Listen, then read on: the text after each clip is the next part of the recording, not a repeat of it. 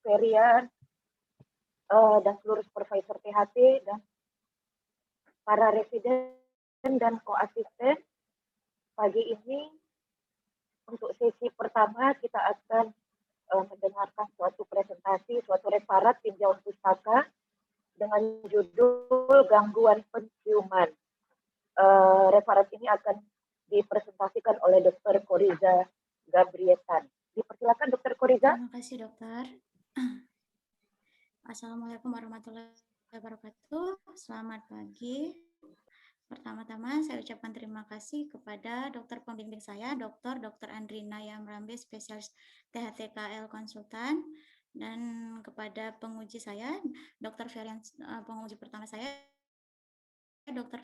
Ferian Sofian, spesialis THT KL konsultan, dan penguji dua saya, Profesor Dr. Askarullah Abud, spesialis THT KL konsultan, serta terima kasih kepada Prof. Dalfitri Munir yang sudah dapat menyempatkan waktu untuk hadir di presentasi saya.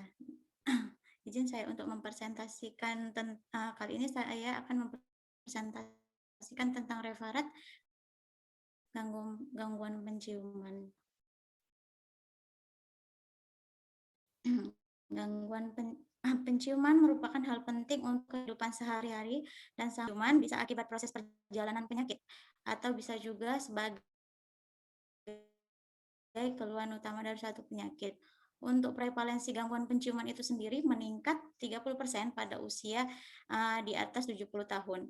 Untuk insidennya sendiri di Amerika Serikat diperkirakan 1,4% dari jumlah penduduk, sedangkan di Australia, Switzerland, dan Jerman sekitar 80.000 penduduk per tahun berobat ke poli THT dengan keluhan gangguan penciuman. Hidung dimulai dari anatomi hidung bagian luar. Bagian puncak hidung itu di sini itu ada bridge dan ini dorsum nasi. Bagian depan itu ada nares anterior atau nares anterior, yang kiri dan kanan itu dibatasi oleh kolumella. Terus puncak dari hidung ini disebut dengan tip.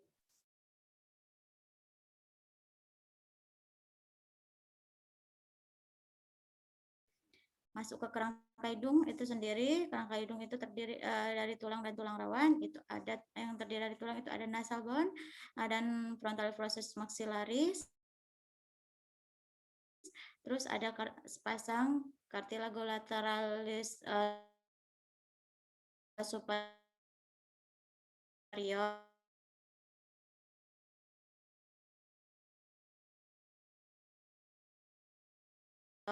dan sepasang cartilago lateralis inferior atau alar cartilago. Ini gambar posterior seperti sphenoid dan sinus ethmoid posterior. Sedangkan anatomi yang berkaitan untuk gangguan penciuman itu sendiri, ini yang terpenting itu kita mulai dari regio neuroepitel olfactoris itu sendiri.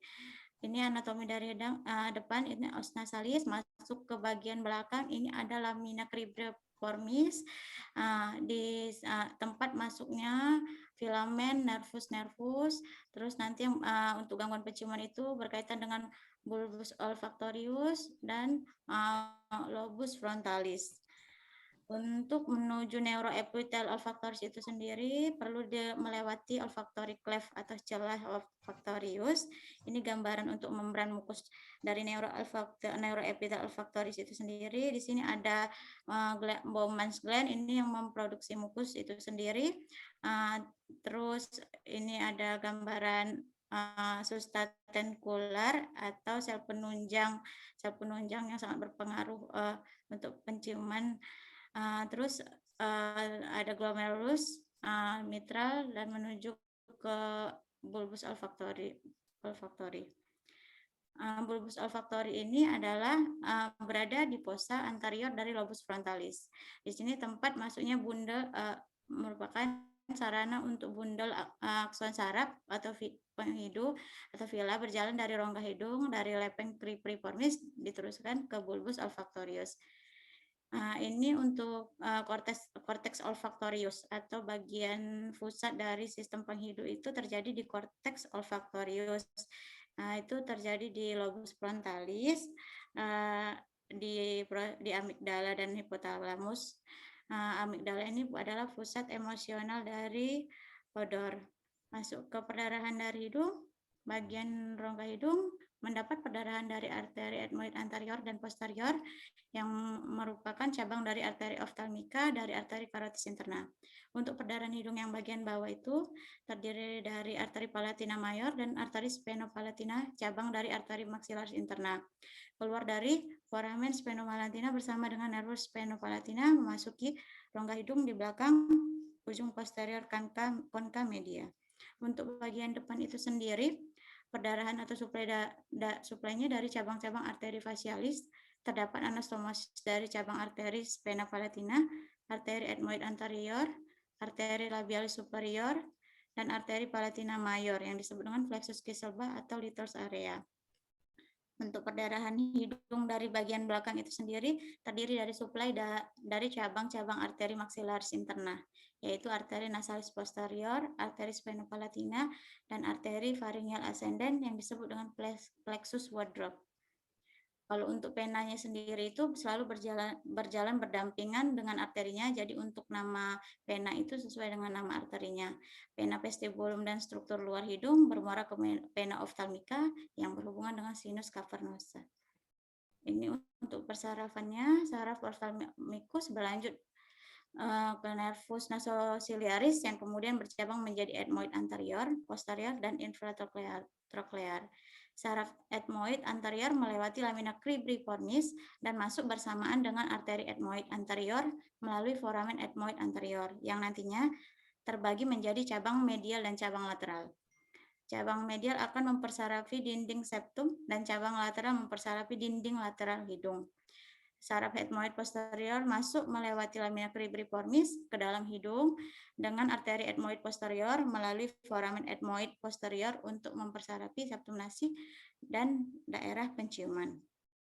Untuk histologi dari hidung yang berkaitan dengan penghidup atau penciuman, itu mukosanya dilapisi oleh epitel toraks berlapis semu, tidak bersilia atau pseudostratified columnar non-ciliated epithelium. Epitelnya dibentuk oleh sel penunjang, sel basal, dan sel reseptor penghidup. Di bagian vestibulum, epitelnya adalah epitel squamous cell. Di bagian pinggir depan konka inferior, itu epitel kubus, dan kemudian epitel respiratory kolumnar silia berlapis semu. Di bagian paling belakang nasofaring itu ada epitel squamous non-keratin. Ini untuk fisiologi penciuman. Jadi odoran atau bau itu terhirup bersama udara bercampur dengan mukus melewati olfactory cleft. Olfactory cleft ini itu melewati konka media superior, septum nasi superior, dan konka superior.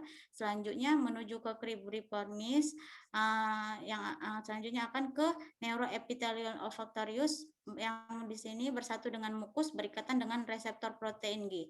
Protein G ini mengaktifasi adenosirkulase ATV atau CMP yang menyebabkan terbukanya pintu ion. Kemudian masuklah natrium dan kalsium ke dalam silia. Terjadilah depolarisasi hingga menghasilkan aksi potensial pada akson. Jadi akson-akson sel reseptor ini mengantarkan sinyal listrik ke glomeruli atau bulbus olfactorius yang kontak dengan dendrit sel-sel mitral.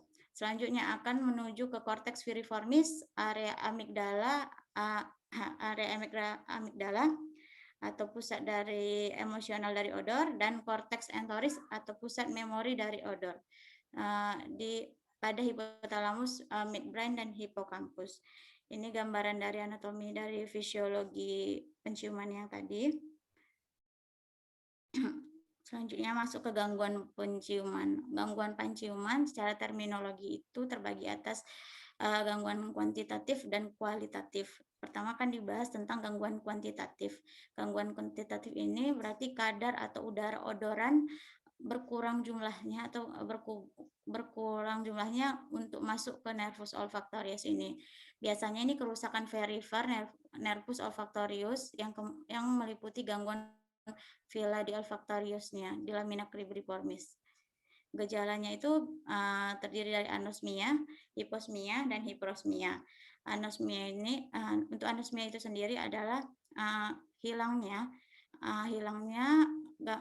fungsi penghidup secara total, baik untuk mengidentifikasi maupun mendeteksi bau. Contohnya itu bisa karena trauma di daerah frontal atau oksipital, bisa infeksi virus, tumor seperti osteoma dan meningioma, serta juga bisa karena degenerasi pada orang tua. Kalau sedangkan hiposmia ini adalah menurunnya fungsi penghidup untuk fungsi penghidup dalam mendeteksi atau mengidentifikasi secara sebagian untuk proses penghidunya. Contohnya itu karena obstruksi hidung seperti rhinosinusitis kronis dengan polip hidung, rinitis alergi, rinitis vasomotor, rinitis atrofi, hipertrofi konka, deviasi septum, polip, tumor serta penyakit sistemik lainnya. Untuk hiperosmia itu hipersensitivitas terhadap aroma yang biasanya ini muncul pada migrain, tapi ini jarang terjadi. Sedangkan untuk yang gangguan kualitatif itu adalah gangguan kualitas mengidentifikasi bau atau odor. Ini biasanya disfungsi pada sistem pusat yang terdiri dari disosmia atau parosmia. Disosmia ini adalah perubahan kualitas sensasi penciuman di mana saat ada rangsangan bau diberikan, tetapi kualitas bau yang diterima tidak sesuai karena trauma. Sedangkan pantosmia itu sensasi bau terhirup tanpa adanya stimulus odoran atau halusinasi odor. Kelainan yang sering ini adalah kakosmia, misalnya pada epilepsi uncinatus, lobus temporalis, dan kelainan psikologi. Yang terakhir itu ada agnosia. Agnosia ini adalah ketidakmampuan mengidentifikasi dan menamakan sensasi yang dirasakan atau yang dihirup.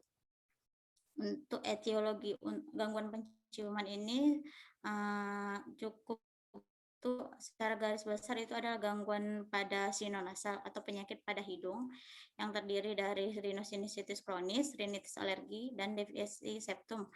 Terus yang kedua itu ada infeksi saluran nafas atas atau postviral obstruksi olfactory dysfunction. Ini tersering common cold, bahkan sekarang masuk dengan gejala dari COVID-19, yaitu anosmia.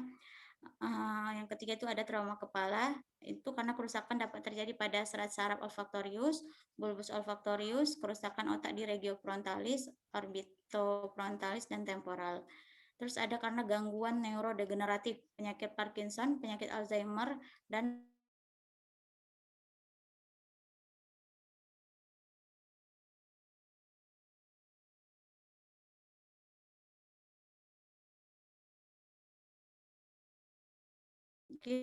endokrin seperti diabetes mellitus, hipotiroidism, dan hipogonadism yang berhubungan dengan gangguan penciuman. Yang terakhir itu ada gangguan akibat bahan kimia dan obat-obatan, contohnya ada formaldehid, kadmium, benzena, cyanokrilat, bensin, amonia, bahan-bahan penata rambut, pestisida, dan pestisida. Hal ini bisa terjadi jika paparan terhadap aroma atau odor tersebut cukup lama. Dan untuk yang obat-obatan itu bisa karena obat kemoterapi, antikonvulsan, antidepresan, dan antirematik. Untuk patofisiologinya sendiri terdiri dari 3 unsur yang menyebabkannya, bisa karena gangguan konduktif, gangguan sensori neural, dan gangguan sentral. Namun dari ketiga patofisiologi tersebut yang paling sering itu terjadi adanya gangguan konduktif. Gangguan konduktif ini adalah gangguan transport odoran atau pengurangan odoran yang sampai ke neuroepitel olfaktorius dan gangguan ikatan odoran dengan protein G. Kalau yang gangguan sensori neural itu kerusakan langsung pada neuroepithelium olfaktorius, misalnya pada infeksi saluran nafas atas atau polusi udara toksik. Gangguan sentral itu sendiri akibat kerusakan pada bulbus olfaktorius dan jalur sentral olfaktorius, misalnya pada penyakit neurodegeneratif seperti Alzheimer dan Parkinson atau tumor-tumor intrakranial. Untuk mendiagnosis gangguan penciuman itu sendiri, kita mulai dari anamnesis itu sendiri. Yang perlu itu menanyakan riwayat dari adanya trauma kepala terhadap pasien, penyakitnya pada sinus nasal, apakah ada riwayat infeksi saluran nafas, riwayat penyakit sistemik, dan riwayat penyakit neurodegeneratif. Selanjutnya dilakukan pemeriksaan fisik, yaitu rinoskopi anterior, posterior, dan nasoendoskopi. Untuk pemeriksaan penunjangnya itu bisa dilakukan dengan tes psikofisikal olfaktori atau pemeriksaan kemosensori dan pemeriksaan elektrofisiologis fungsi penghidup. Selanjutnya akan dibahas tentang tes psikofisikal olfaktori atau pemeriksaan kemosensoris. Itu ada 3. Yang pertama untuk tes APSID atau University of Pennsylvania Smell Identification. Ini menggunakan 4 buku atau buklet. Masing-masing buku ini terdiri dari 10 odoran. Pemeriksaan ini dilakukan dengan buku berikut. Izin saya putarkan dokter untuk video pemeriksaan tes APSID-nya dokter. Di sini pemeriksaan ini dilakukan untuk penderita gangguan penciuman itu sendiri, yang nantinya akan diberikan 4 buklet itu, dan penderita gangguan penciuman disuruh menjawab buklet dengan cara mencoret mikrokapsular atau yang berwarna tersebut, yang petak tersebut dibuat stimulus atau goresan pensil supaya aromanya keluar. Kemudian pasien disuruh menghirup dan menjawab 4 pilihan jawaban di dalam buklet tersebut. Untuk pemeriksaan tes APSID ini di sini tidak harus menutup mata, dengan jarak penciuman bisa 1-2 cm. Setelah pasien selesai menjawab keempat buku odoran tersebut, memeriksa hasil jawaban untuk pasien tersebut menggunakan kunci jawaban seperti diperiksa menggunakan kunci jawaban, dan total hasil yang benar ditulis di cover atau di sampul buku dari tes APSID tersebut.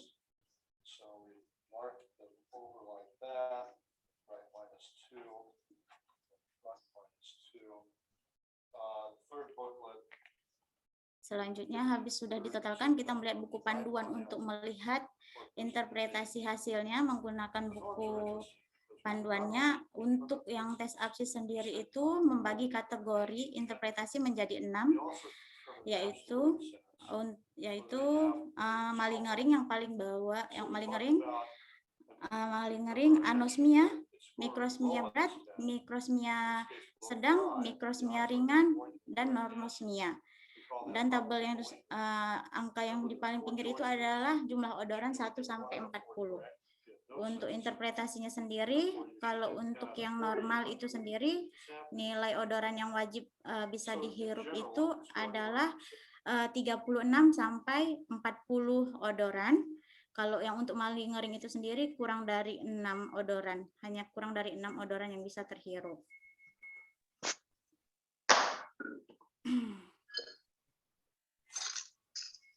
Terus yang kedua itu ada tes Connecticut Chemosensory Clinical Research Center atau CCRC.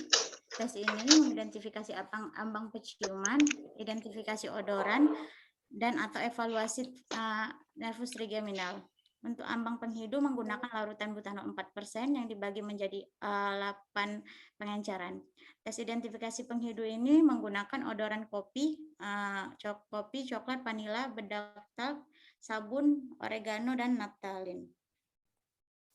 Untuk ambang penghidup untuk sisi CRC ini tadi menggunakan 8 pengenceran, pemeriksaan bergantian itu pada hidung kiri dan kanan dengan menutup hidung sebelahnya. Jika diperiksa kanan, maka yang ditutup kiri. Begitu sebaliknya.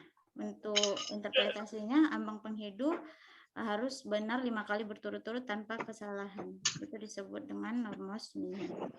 Selanjutnya itu ada tes sniffing stick, itu tes untuk menilai kemosensoris juga dari penciuman dengan alat berupa pena atau stick. Jumlah keseluruhan pena itu untuk 16 triplet, ini terdiri dari 3 warna, jadi 16 dikali 3 untuk ambang penghidup. Sedangkan untuk diskriminasi penciuman juga menggunakan 48 pena atau 48 triplet atau 16 pena. Untuk identifikasinya itu sendiri menggunakan 16 pena. Berikut video untuk melakukan sniffing stick testnya.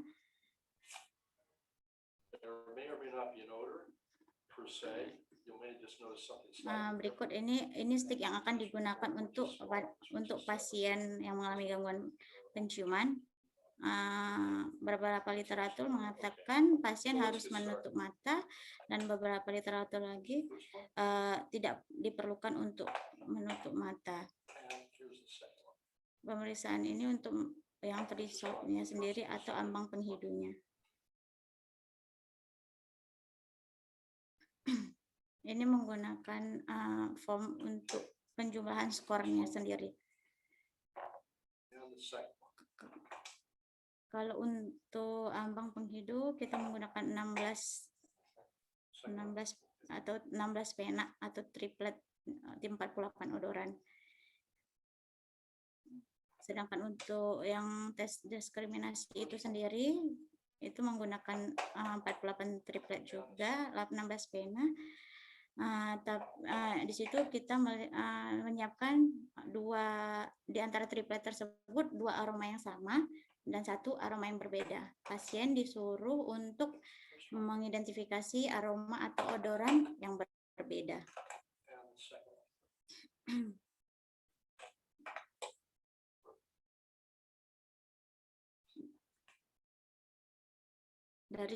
Dari pemeriksaan sniffing stick tersebut nanti kita akan menjumlahkan dari total dari ke-48 triplet tersebut untuk dilihat skornya. Untuk yang tes sniffing stick ini sendiri normalnya itu adalah di atas 30, skornya di atas 30, sedangkan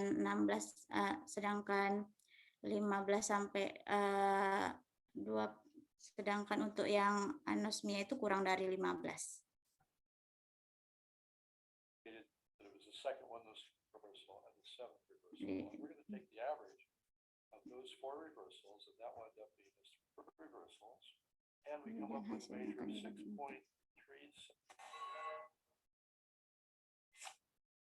Untuk selanjutnya itu ada pemeriksaan elektrofisiologis fungsi penghidup. Itu ada 2, olfactory event related potential atau ERPS. Salah satu pemeriksaan fungsi penghidup dengan memberikan rangsangan odoran intranasal dan dideteksi perubahan pada elektroensefalografinya. Itu waktu rangsangan yang diberikan antara 1 sampai 20 milidetik. Jenis zat yang digunakan bisa berupa vanili, phenylethyl alkohol, dan H2S. Yang kedua itu ada olfaktogram. Pemeriksaan ini dilakukan dengan menempatkan elektroda pada permukaan epitel penghidup dengan tuntunan endoskopi. Namun pemeriksaan ini cukup mengganggu dan bisa menyebabkan orang tersebut bersin-bersin. Ini untuk pemeriksaan tambahannya itu ada pemeriksaan pencitraan tergantung penyakit yang mendasarinya itu sendiri, yaitu untuk menyingkirkan kelainan intrakranial dan evaluasi kondisi anatomis dari hidung. Misalnya pada kasus tumor otak atau kelainan di hidung bisa dilakukan dengan CT scan atau MRI.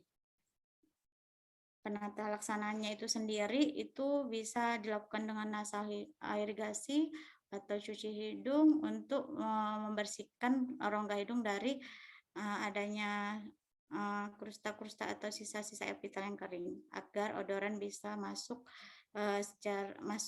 ke olfactory cleft. Kalau antihistamin ini sendiri tergantung penyakitnya seperti rhinitis alergi membutuhkan antihistamin. Ini tidak semua gangguan penciuman diberikan antihistamin.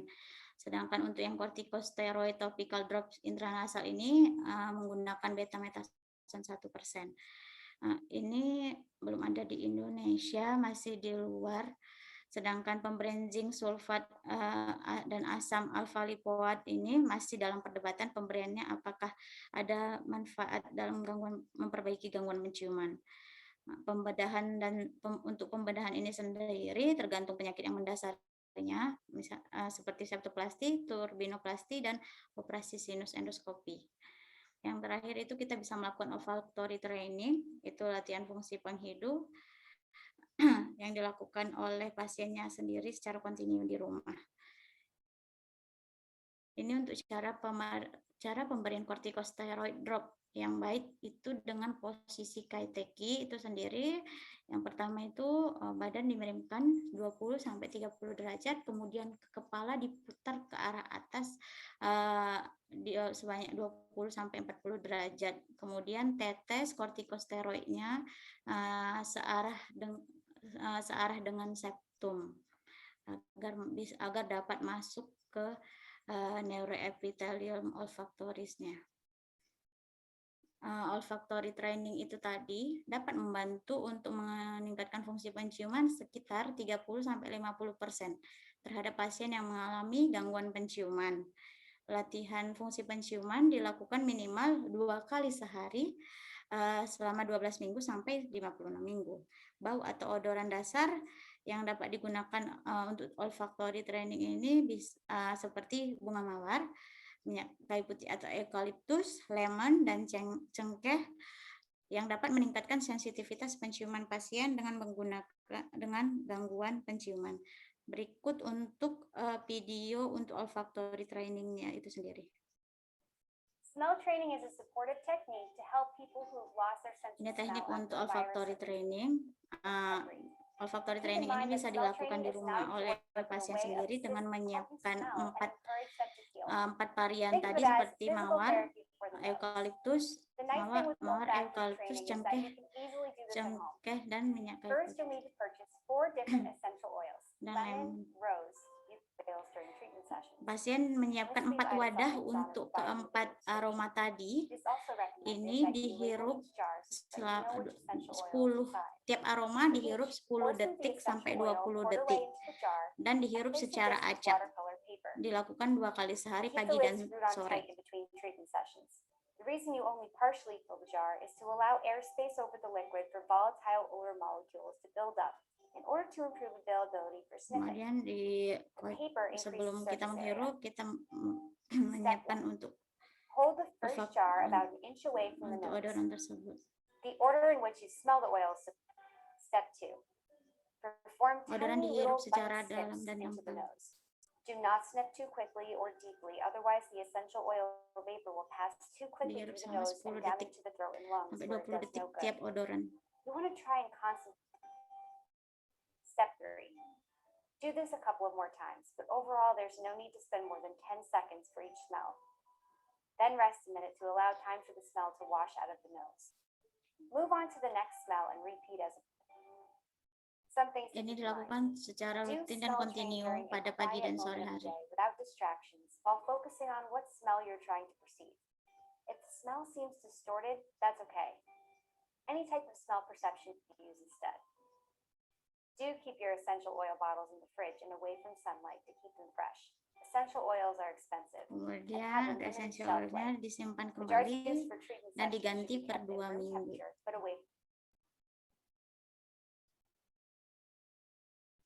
Untuk prognosisnya sendiri, gangguan penciuman tergantung dari etiologinya, etiologi yang mendasarinya. Semakin cepat diidentifikasi adanya gangguan penciuman, semakin baik prognosisnya. Terima kasih, dokter. Terima kasih, Dokter Tori. Boleh di-stop share.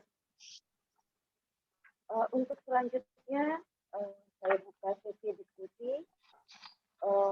Oleh karena Dokter Ferian ada kegiatan lainnya, saya persilakan kesempatan pertama kepada penguji, pada Dokter Ferian Sofian, dipersilakan, Dokter Feri. Ya, terima kasih, Dokter Andrina. Apakah suara saya cukup jelas? Jelas, jelas dokter. Ya, terima kasih. Dokter Kori, ini kan ada tentang ini ya, KTK tadi ya. Izin iya dokter. Ya, KTK. Ini KTK ini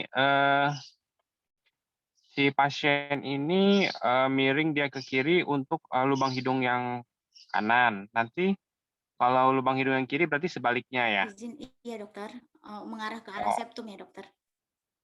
ya, intinya sebaliknya ya. Izin iya dokter. Kemudian dari tata laksana ini ada nggak pernah baca di jurnal bahwa salah satu seperti dekongestan topikal, ini kan kortikosteroid ya yang di sini Izin ya. iya dokter.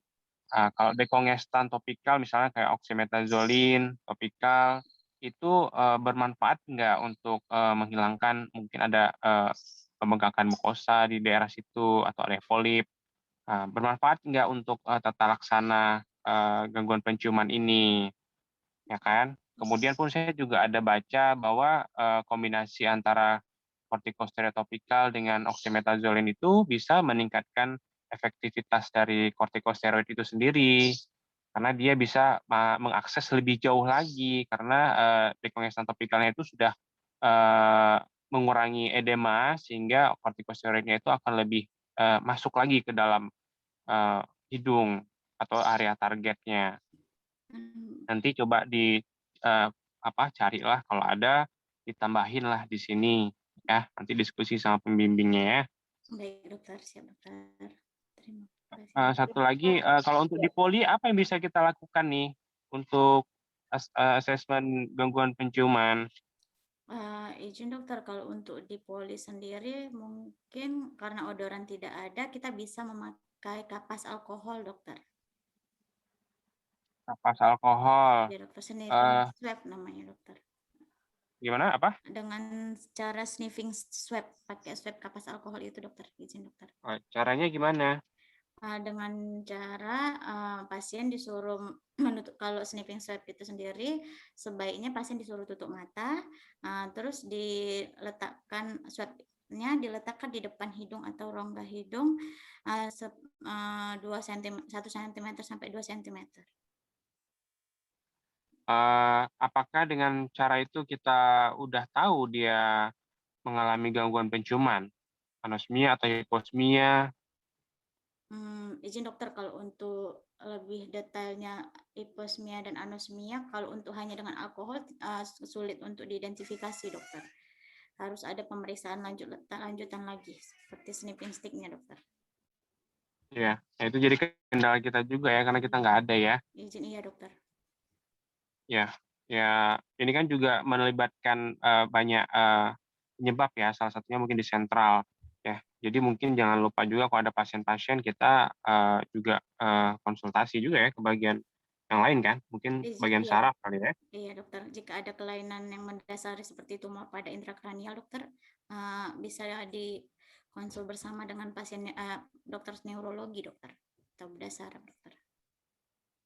Ya, mungkin itu saja Dokter Andrina. Terima kasih dokter Ferian. Kori, pertanyaan pertama dokter Ferian tadi, kira-kira ada nggak efek pemberian nasal dekongestan atau dikombinasi dengan kortikosteroid? Izin dokter, kalau dari jurnal yang Kori baca tidak dijelaskan tentang pemberian oxymetazoline itu sendiri, tapi tergantung penyakit yang mendasarinya dokter, seperti misalnya ada inflamasi pada daerah atau penyakit di sinonasal, mungkin dapat membantu dokter untuk perbaikan gangguan penciuman sehingga kuantitatif sehingga udara secara kuantitatif masuk ke reseptor olfaktorinya dokter. Mungkin untuk yang gangguan konduksi ya. Iya dokter. Jadi gangguan konduksi untuk memperlebar jalur masuknya odoran, di situ fungsi dari nasal dekongestan ya. Cuman ya mungkin kekurangannya pemakaian nasal dekongestan ini juga tidak boleh berlama-lama ya. Jadi di situ mungkin kesulitan kita mungkin untuk jangka pendek bisa kita berikan. Apakah cukup dokter Udah cukup. Oke, terima kasih banyak Dr. Ferian. Iya. Prof. Aksar, apakah Prof mau langsung bertanya atau ke residen dulu, Prof?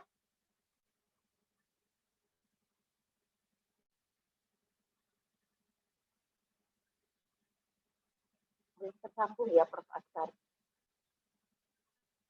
Oke, kalau gitu selanjutnya saya berikan kesempatan kepada residen yang stase di divisi rinologi. Persilakan. Izin dokter, Fadil dokter. Fadil, silakan. Fadil. Izin bertanya dokter, bagaimana usia bisa menjadi faktor risiko daripada gangguan penciuman dokter? Terima kasih dokter. Terima kasih. Silakan, Kori. Kira-kira bagaimana hubungan antara usia dengan fungsi penciuman? Baik dokter, terima kasih Dokter Fadil. Jadi kaitan usia terhadap gangguan penciuman itu sendiri untuk reseptor untuk reseptor olfaktori itu sendiri memiliki pada usia muda normalnya itu sendiri itu 20 sampai 200 sel reseptor. Sedangkan pada usia tua atau di atas 50 tahun menurut jurnal untuk sel reseptor itu sudah berkurang. Jadi sel reseptor olfaktorisnya yang berkurang yang menyebabkan terjadinya gangguan penciuman, Dr. Fadil. Ya, Fadil. Baik, terima kasih dokter. Jadi proses degeneratif ya, Kori. Izin benar dokter. Jumlah reseptornya yang berkurang ya, di atas 50 atau 55 tahun. Iya. Jadi otomatis memang penciumannya pasti berkurang. Selanjutnya silahkan yang lain residen. Ini banyak ini di divisi rinologi kan? Silakan. Una dokter. Oh silakan Una. Terima kasih dokter. Izin bertanya kepada presentator terkait olfactory training. Kira-kira olfactory training ini pada pasien dengan gangguan penciuman dilakukan sampai kapan ya? Apa ketika sudah ada perbaikan bisa langsung dihentikan atau dikurangi frekuensinya? Mohon penjelasannya. Terima kasih. Terima kasih. Silakan.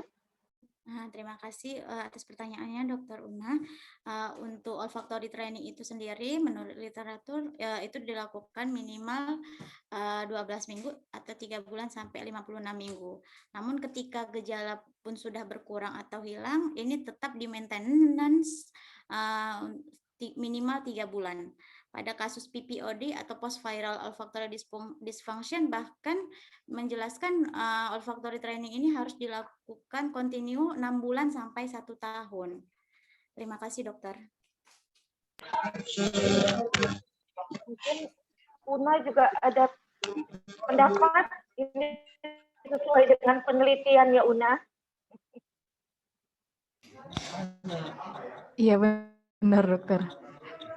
Cuma saya masih belum tahu apakah langsung diberhentikan atau tetap iya dokter. Benar? Jurnal memang apalagi yang post viral tadi ya, memang di 6 sampai 1 tahun malah ada di jurnal mengatakan demikian ya. Karena ini masih banyak penelitian tentang ini, apalagi banyak sekali kasus anosmia post COVID-19 ini ya, yang menetap bahkan setelah gejala COVID-nya menghilang. Terima kasih Dr. Una. Ada lagi silahkan. Assalamualaikum dokter. Izin dokter. Abdul Rahim Siregar dokter. Ya Rohim silahkan. Izin bertanya kepada presentator. Pada kasus COVID 2019 terjadi gangguan penciuman. Yang ingin saya tanyakan pada area mana dari olfactory itu yang mengalami gangguan pada kasus COVID-19 tersebut, dokter. Terima kasih, dokter. Terima kasih, Rohim. Boleh dijelaskan, Kori? Boleh di-share screen, juga boleh menunjukkan di mana dijelaskan. Terima kasih Dr. Rohim atas pertanyaannya. Izin untuk pada kasus COVID-19 itu sendiri, COVID-19 itu sendiri terjadi kerusakan pada neuroepithelial olfaktoriusnya itu pada sel penunjang atau sel sustentakuler. Izin saya share. Ada nggak gambarnya? Ya, ya, oke. Kalau share ya, dokter.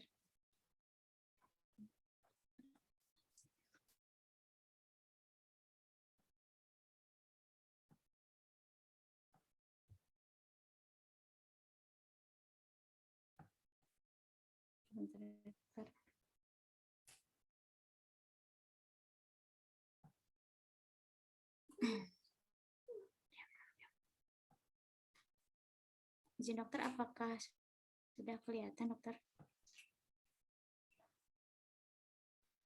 Sudah. Ya.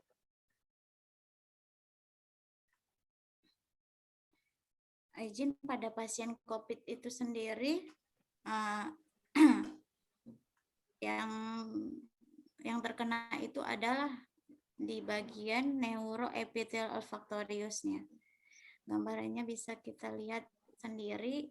Untuk lebih spesifiknya itu terjadi di sel penunjang, yaitu sel sustentakulernya di sini terjadi peradangan sehingga odoran tidak sampai ke glomerulus atau bahkan sampai ke mitral. Di sini yang terganggu, izin Dr. Rahim, di sel sustentakulernya itu sendiri. Sehingga menyebabkan odoran tersebut tidak dapat atau berikatan dengan protein G. Terima kasih, dokter. Jadi virusnya berada di sini? Iya, dokter. Merusak daerah sini, dokter. Di daerah sustentakuler ini, dokter. Sel-sel penunjangnya ya? Izin, iya, dokter. Sehingga odoran atau sistem potensial listriknya tidak dapat terjadi, dokter. Ini termasuk gangguan apa ini menurut patofisiologi tadi? Ini masuk ke gangguan sensori neural, dokter. Sensori neural ya? Izin, oke, iya. Jadi ini juga yang nanti akan dirangsang ya? Iya, dokter. Dirangsang. Viral, dirangsang dengan tindakan olfactory training. Iya, izin dokter, benar dokter. Ya, dirangsang untuk berfungsi kembali post viral ya. Izin. Bagaimana Rohim? Bagaimana Dokter Rohim? Orangnya mana ini? Bagaimana Dokter Rohim?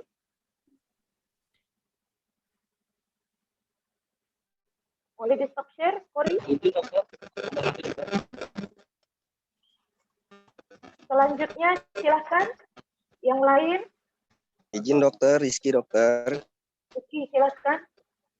Yang ingin saya tanyakan kepada presentator, tadi ada menceritakan tentang aromaterapi seperti diffuser. Apakah aromaterapi yang dijadikan diffuser dapat memperbaiki gangguan penciuman itu sendiri? Ya, terima kasih.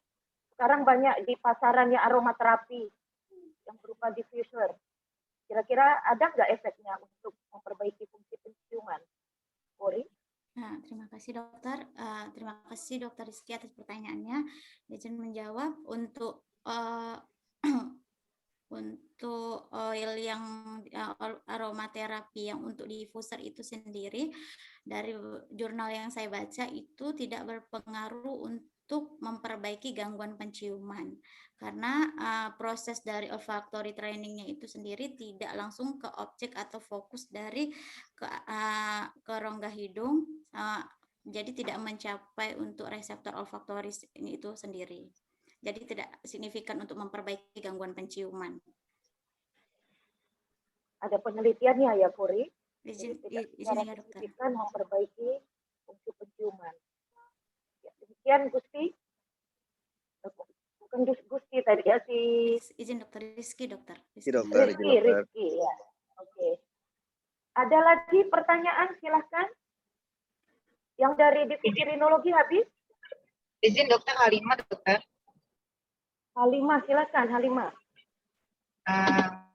Terima kasih kesempatannya dokter. Ini saya mau menanyakan kepada presentator bagaimana cara mengidentifikasi gangguan penciuman. Ya, terima kasih Terima kasih dokter. Terima kasih dokter Nur Halimah. Izin untuk mengidentifikasi penciuman pada anak itu sendiri karena anak-anak tidak bisa untuk membaca dengan mengerjakan salah satunya tes absid tadi, dokter. Izin ada tes untuk menggunakan tes gambar, dokter. Izin Kori share screen, dokter, untuk pada anak, dokter. Silakan.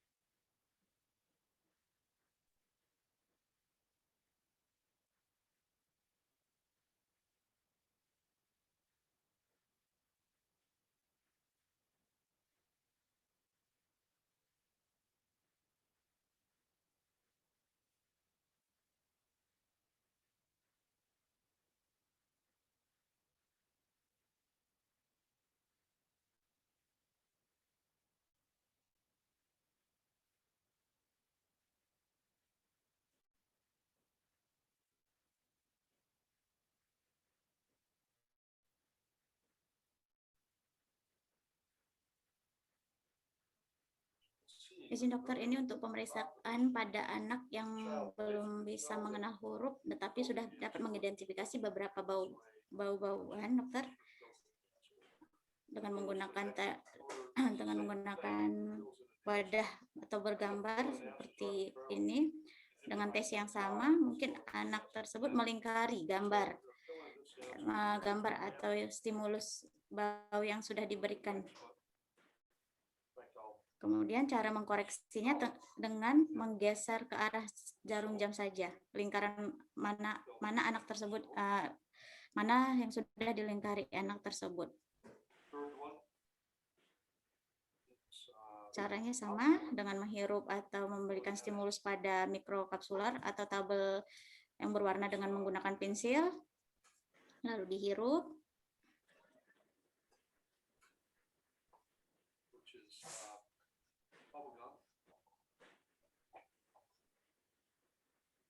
Terus digeser searah jarum jam, lingkaran mana yang benar.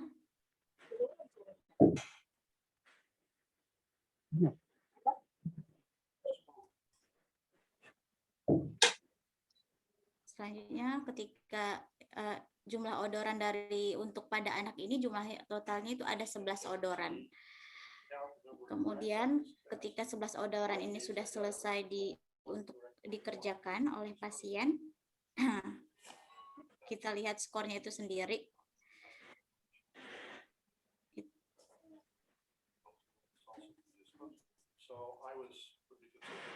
Ini kita lihat skornya itu ada 11, 10, 9, dan 8. Ketika hiposmia itu skornya itu di bawah 8, dokter.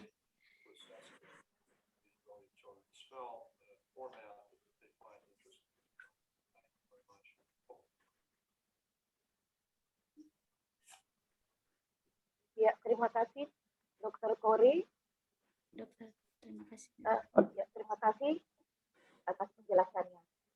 Untuk selanjutnya ada lagi tidak dari residen? Apakah ada lagi yang mau bertanya? Kalau tidak ada, kalau enggak, saya silakan. Kalau enggak, ya saya saja. Oh, Prof. Ya, Prof. Ya, Prof. Dipersilakan, Prof. Silakan. Ya, jadi ini sedikit aja, Dokter Andrina ya. Coba Dokter Kori bisa terangkan. Tadi di anatominya kan dikasih tahu itu ada rongga hidung, ya. Bisa nggak dikasih tahu lebih jelas rongga hidung itu ada berapa? Kan udah dibatasi dengan septum. Nah, jadi sebelah itu rongga hidung ada berapa? Izin Prof, rongga hidung. Ya. Izin Prof, kalau dari depan ke belakang. Betul dari depan ke belakang. Rongga hidung itu, izin Prof, terdiri dari kiri dan kanan atau sepasang, Prof. Yang rongga hidung kiri dan kanan itu terdiri dari di bagian lateralnya, Prof, terdiri dari konka, Prof. Enggak, dari depan ke belakang aja. Saya udah baca di makalah Anda, Ya, Prof. Barangkali itu ada yang perlu diluruskan barangkali. Baik, Prof. Kalau dari Nah. depan ke belakang, Prof, izin Prof, dari lanasi atau fibrise di vestibulumnya, Prof, ada Kan ada vestibulum, iya, Prof. ada vestibulum nasi kan? Vestibulum nasi, Prof. Satu lagi? Vestibulum nasi masuk ke konkav, Prof.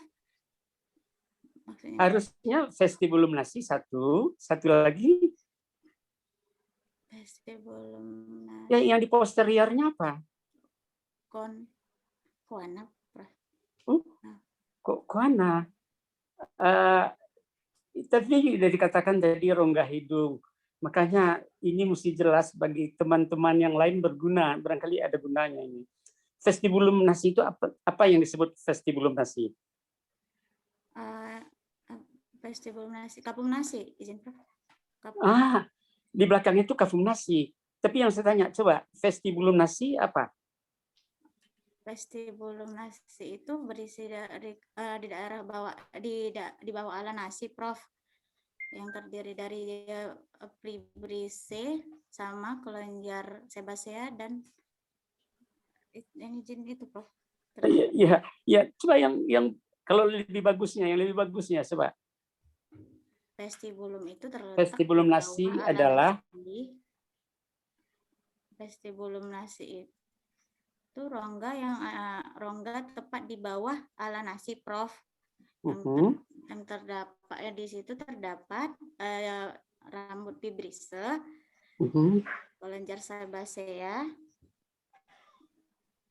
Itu izin, Prof.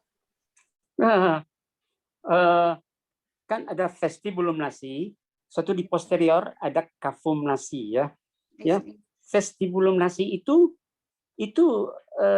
merupakan apa? Penyaring, izin. Lanjutan dari epitel dari bibir, ya kan? Epitel dari bibir itu kan kulit dia, ya kan dilapisi oleh epitel kulit. Izin, Prof. Iya, Prof. Iya kan? Iya, Prof. Nah, sesudah itu batasnya ke kafum nasi apa? Jadi ini mesti jelas, harusnya ini mesti jelas. Nah, nanti mungkin sama pembimbing dibicarakan lagi ya. Baik. Ya. Baik, Prof. Saya pikir barangkali terandina. Prof. Dia mesti betul. Kan itu vestibulasi itu sama kulitnya ini, ya epitelnya ini, epitel kulit ini berlanjut terus ke vestibulum. Betul, Prof. Nah, nanti ada batasnya. Di belakangnya udah mukosa kan? Nah, saya pikir ini belum. Iya, barangkali mereka belum jelas itu barangkali. Coba nanti perlu diperjelas itu. Baik. Siap, Prof. Ya, Prof. Nah, ya, jangan lupa vestibulum nasi itu berbeda dengan kafum nasi. Jangan dipikirnya nanti rongga hidung sebelah kanan, rongga hidung sebelah kiri sama saja. Vestibulum kan dilapisi kulit itu vestibulum. Nah, sedang kafum nasi mukosa. Jadi berbeda. Jadi jangan sama nanti di mukosa ada lagi kelenjar sebasea nanti dibilang. itu Dokter Adinat. Itu aja kok. Terima kasih. Karena di makalahnya pun nggak jelas. Sudah itu di dalam tulisan itu dituliskan dari Dinggra. Saya lihat kok nggak ada gambar-gambarnya pun berbeda. Coba Dokter Andrina lihat nanti. Nah, halaman permulaan itu aja. Nah, dan mereka tidak tunjukkan halaman barangkali. Bisa saya dikasih tahu, ditunjukkan gambar yang mula-mula itu. Izin, Prof. Research screen, Prof. Ya? Ya, Bukan, dari Dingra itu di halaman berapa Nah, ditanya? itu satu. Kan ini mengutip. Ya, itu dari halamannya juga. Di sana pun kayaknya nggak sama. Ada dibilang bridge-nya, bridge. Sedangkan di gambar nggak ada ditulis bridge. Iya, Prof. Tambahan dari Supardi, Prof. Izin, Prof. Betul kan? Izin, Prof. Iya, Prof. Tambahan Nah, dari UI, Prof. Jadi nanti mesti diperbaiki betul-betul.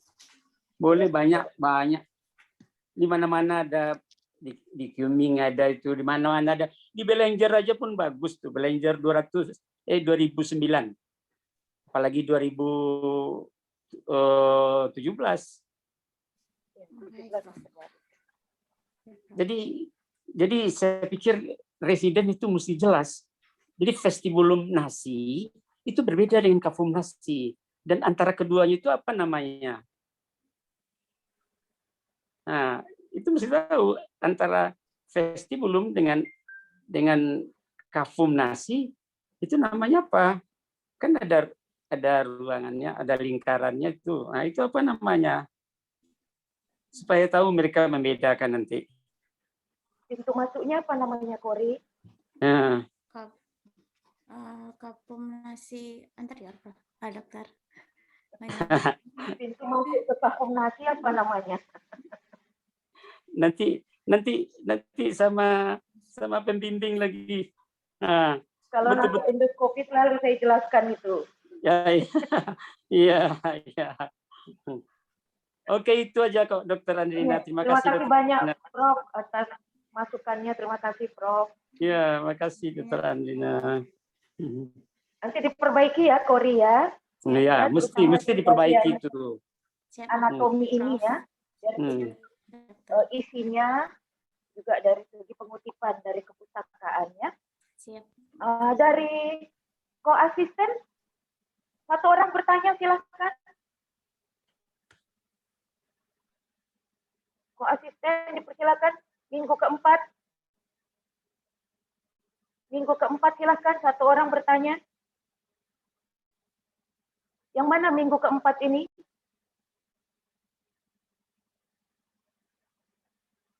Saya tunjuk aja ya, Stephen, silakan.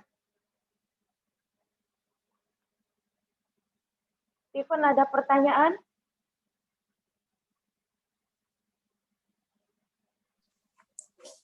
Selamat pagi, Dok. Untuk saya sih sudah sangat jelas sih, Dok.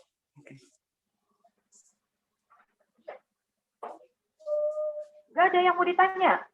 Christina Yohana. Grace.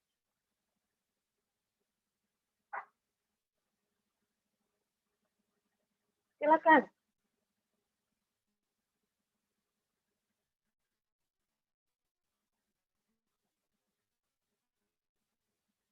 Ayo silakan.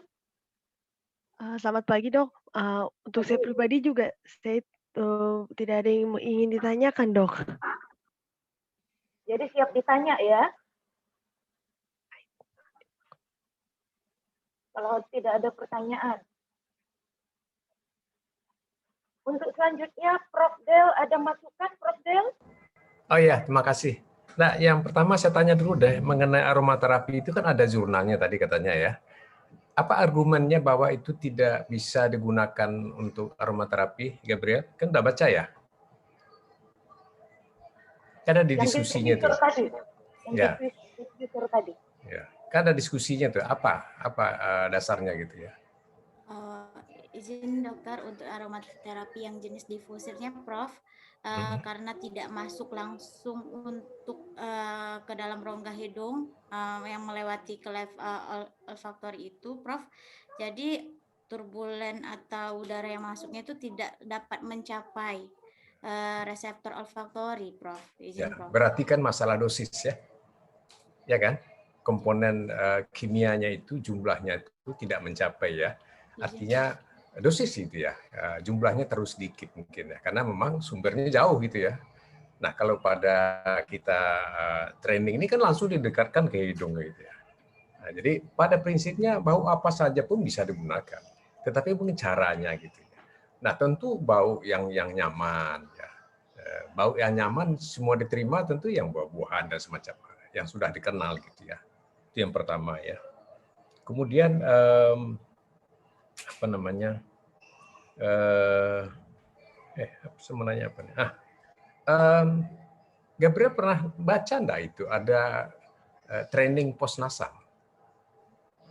Izin Prof untuk yang postnasal itu sendiri, Prof belum baca, Prof. Ya, jadi dia dua macam ya. Dari depan antenasal dan postnasal. Kalau dari depan dihirup, kalau dari belakang dengan dikunyah-kunyah gitu. Ya, dikunyah-kunyah contohnya ya, yang sering dipakai adalah itu bau pisang. Jadi pisang itu dikunyah lama-lama gitu ya. Seperti kita ngunyah kan harusnya 33 kali gitu ya. Jadi baunya itu dari belakang gitu. Jadi itu training dari postnasal. Ya mungkin kalau mau itu ada risetnya di UI itu salah satu PPDS udah tamat sekarang ya. Bisa ditonton di video YouTube saya. Itu bagus sekali caranya dia pakai saya itu. Di YouTube saya ada konten seperti itu ya. Training ya, anti dan postnasal bisa digunakan ya. Kemudian mengenai yang terinfeksi oleh COVID-19 ya. Ya, kenapa tidak sarafnya gitu ya? Karena memang di sarafnya tidak ada reseptornya. Nah, gitu. Itu jawabannya. Ya, reseptornya ACE2 itu ada di sel-sel di antara saraf itu. Sehingga yang kena infeksi ya selnya. Nah, sarafnya ikut kena imbas inflamasinya. Makanya dia tidak pernah permanen. Cuma kita tahu regenerasi saraf itu kan lama. Makanya paling lama dari riset itu 13 tahun itu sudah pasti sembuh. Gitu. Nah, itu riset. Karena memang tidak ada gitu ya. Kemudian posisi tadi ya, mungkin bagi kita ini kan baru ya, enggak tahu yang lain ya. Ini ya, biasa kita ke hidung kan kita menunduk atau tembakkan ke arah bola mata ya. Jadi kalau memang urusannya di meatus media seperti sinusitis gitu ya, itu ke arah bola mata ya. Nah sekarang kita kan mau menuju atap rongga hidung. Jadi yang paling gampang jalannya adalah melalui septum. Kalau dialirkan melalui septum, kemudian kita miringkan, dia pasti akan mencapai puncak. Ya, karena dia septum itu puncaknya di atap rongga hidung. Nah di situ dia terdapat sarafnya. Makanya posisinya tadi agak berbeda dan kalau kita pakai untuk yang sinusitis semprotnya gitu. Bahwa dipakai lebih dahulu Iliadin ya bisa sah saja ya. Jadi jalan menuju sana jadi lapang duluan gitu ya. Sehingga disemprot pun jadi masuk. Kalau udah lapang nggak perlu dialir-alirkan gitu. Duduk aja semprot ke atas mungkin sudah sampai gitu ya. Itu ya posisi. Kemudian aromaterapi ya. Asik itu ya. Ya, postnasal itu dibaca nanti saya pikir perlu ditambahkan aja supaya lengkap gitu ya. Postnasal training gitu ya. Ya, dibuka YouTube saya ya supaya lengkap ya. Itu aja Andrina, makasih. Ya, terima kasih banyak Prof atas masukannya. Nanti tolong dimasukkan ya. Ya, Kori ya yang postnasal itu training ya, ortonasal training itu. Ya, nanti kita lihat dari YouTube-nya Prof Del ya. Baik, sebagai tambahan. Terima kasih Prof. Dokter Siti ada tanggapan atau masukan atau pertanyaan Dokter Siti Nursia? Silakan Dokter. Nggak ada, Rin. Makasih. Oh, ya, terima kasih banyak. Dari supervisor lain, apakah ada tanggapan atau pertanyaan? Kalau tidak ada, saya tutup acara pertama kita pagi ini, karena kebetulan nanti ada lagi presentasi kedua. Terima kasih atas partisipasi semuanya, para supervisor, para penguji, residen dan PPDS. Mudah-mudahan bermanfaat apa yang kita diskusikan pagi ini. Alhamdulillah. Assalamualaikum warahmatullahi wabarakatuh. Selanjutnya saya berikan ke moderator yang sesi kedua, Dr. Asri Yudhistira. Dipersilakan Dr. Asri. Terima kasih banyak Dr. Andrina. Sekalian tes audio ini kedengaran? Gusti, kedengaran ya? Oke, terima kasih. Assalamualaikum warahmatullahi wabarakatuh. Selamat pagi, salam sejahtera. Alhamdulillah kita mengikuti acara ilmiah pagi ini sesi kedua yang akan diisi oleh Dr. Gusti Haryandi membawakan jurnal reading tentang Clinical Predictors of Revision Surgery for Chronic Rhinosinusitis with Nasal Polyposis within 5-year follow-up. Jurnal-jurnal reading dari luar seperti ini, mudah-mudahan kita bisa mendapatkan diskusi yang baik ya, bisa mendapatkan ilmu dari jurnal yang dari luar ini. Pagi ini saya ucapkan terima kasih kepada pembimbing Dr. Andrina, kepada penguji Profesor Delfitri dan Profesor Farhad. Saya lihat sudah ada semua di sini ya. Berarti acaranya kita mulai. Untuk pertama diberikan waktu kepada Dr. Muhammad Gusti, dipersilahkan memberikan presentasi. Silakan Dr. Gusti. Baik, Dokter. Terima kasih, Dokter. Izin saya share screen terlebih dahulu.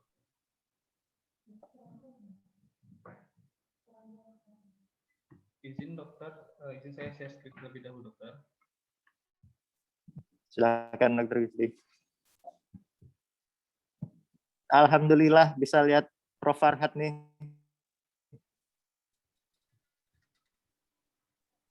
Sudah lama nggak lihat Prof. Farhad. Assalamualaikum Dr. Asri. Sudah segar ya, Prof. Farhad. Masih positif. Oh masih. Tidak di rumah ya? Di rumah ya? Ya. Iya. Isoman. Evi sana. Evi juga masih positif. Walah. Yalah, enggak apa-apa, sekamar berdua lah. Relasi. Silakan. Prof Del, pada saat yang sama kita ada rapat di DGB Komisi 3 Prof Del. Ingati Prof Del juga. Sekarang. Oh aduh. Nah, kita double zoom aja. Iya, oke, baik. Baik, izin saya mulai, Dokter. Bismillahirrahmanirrahim. Assalamualaikum warahmatullahi wabarakatuh. Waalaikumsalam warahmatullahi. First of all, I would like to say thank you to my advisor, Dr. Andrina YM Rambe, SPTHTKL. Suaranya tidak terdengar, Dr. Gusti. Izin, Prof, apa sudah terdengar, Prof? Kecil. Halus Gusti, halus. Kurang keras. Izin, nah, oke. Baik, mohon maaf. Saya ulangi. First of all, I would like to say thank you to my advisor, Dr. Andrina YM Rambe, SPTHTKL konsultan. Thank you to my moderator, Dr. Asri Yudhistira, MKet OL HNS, SPTHTKL konsultan. For my assessors, Prof. Dr. Delfitri Munir, SPTHTKL konsultan. My second assessors, Prof. Dr. Farhad, MKet OL HNS, SPTHTKL konsultan. This morning, I would like to present my journal reading with the title Clinical Predictors of Revision Surgery for Chronic Rhinosinusitis with Nasal Polyposis within 5-year follow-up. Introductions. Chronic rhinosinusitis is an inflammatory disease of the nose and the sinuses affecting between 5% and 15% of US and European populations, which causes significant socioeconomic burden worldwide. CRS is divided into two subsets according to the presence or absence of nasal polyps based on nasal endoscopy. Despite being frequently encountered, CRS with nasal polyp remains a controversial condition with inconsistent outcomes. Estimated prevalence of chronic rhinosinusitis with nasal polyposis was between 2.1% to 4.2% in Western countries. The prevalence of CRS was about 6.95% to 8.4% in nationwide survey in Korea and China. Meanwhile, the prevalence of CRS with nasal polyp was reported to be 1.1% to 2.6%. Endoscopic sinus surgery, or ESS, has been shown to improve clinical outcomes of chronic rhinosinusitis with nasal polyposis effectively. A meta-analysis revealed a 15 to 20% revision rate during long-term follow-up, and another cross-sectional study showed that there was no improvement of revision rate in chronic rhinosinusitis with nasal polyposis in the past decade. Several studies have proposed the clinical factors for revision ESS. The presence of certain comorbidities were found to be the risk factor of revis surgery. Different risk factors for disease recurrence and treatment model would be expected in Asian population. Staging system for chronic rhinosinusitis with nasal polyp regarding revision-free survival hasn't yet been established, and there is a lack of evidence focusing long-term outcomes of ESS in Asians. The cohort study is to find out the clinical predictors for revision ESS in the chronic rhinosinusitis with nasal polyposis and try to construct a simple but reliable strategy for the surgically recalcitrant patients. Material and methods. A prospective cohort that held in Changgung Memorial Hospital, Taoyuan, Taiwan.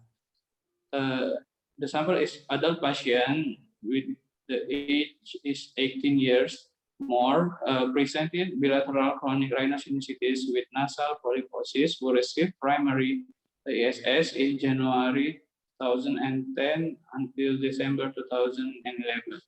All patients received preoperative computed tomography or CT scan and Lund-Mackey score. Nasal polyposis explicitly caused by fungus, odontogenic infection, granulomatous disease, and Sumter's triad was excluded.